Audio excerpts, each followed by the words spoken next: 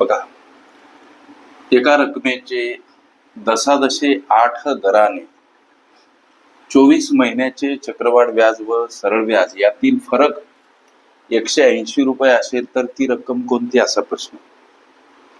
सोडवायचा कसा सर लेकरांनो? जर सरळ व्याज आणि चक्रवाढ व्याज यातील फरक दर्शवला असेल आणि मुदत 2 वर्ष असेल, आता हे 24 महिने म्हणजे 2 वर्ष, तर अशा पद्धतीच्या प्रकरणामध्ये लेकरांनो प्रश्नांची सोडवण करण्यासाठीचं एक सूत्र साधा आणि सोपं. Difference is equal to principal amount multiply in the bracket R divide by 100 upon 2. हे दोन काय तर वर्ष. पी म्हणजे प्रिन्सिपल अमाऊंट जी आम्हाला काढायची, हे डी म्हणजे डिफरन्स चक्रवाढ व्याज सरळ व्याजातील. हे साधं आणि सोपं सूत्र पक्क पाठ करा. हे जे काही सूत्र आहे ते आम्ही पाठ केले पाहिजे लेकरांनो, लक्ष द्या. वाटल्यास हे सूत्र पुन्हा मांडा. आर छेदस्थानी 100 आणि याचा घात 2. आता हे पी या कंसातील पदासोबत किंवा कंसाला गुणिला आहे. हा फरक तिथं दर्शवला चक्रवाढ व्याज सरळ व्याजातील 180 रुपये. इथं पी आम्हाला काढायचं. पी म्हणजे प्रिन्सिपल अमाऊंट अर्थात मुद्दल प्रश्नामध्ये विचारलेली ती रक्कम म्हणजेच मुद्दल.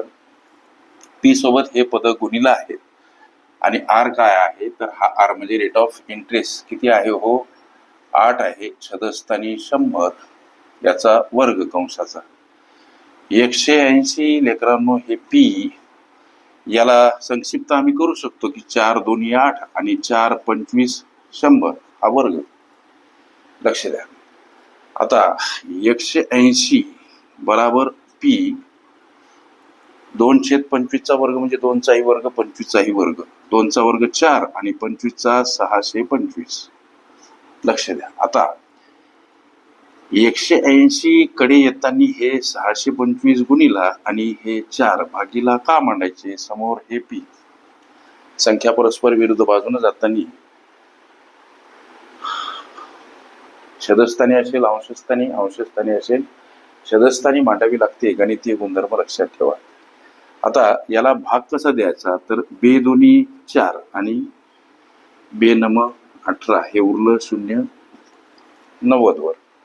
परत याला संक्षिप्त करू शकतो आम्ही 2 45 90 म्हणजे आता 45 आणि 625 यांचा गुणाकार.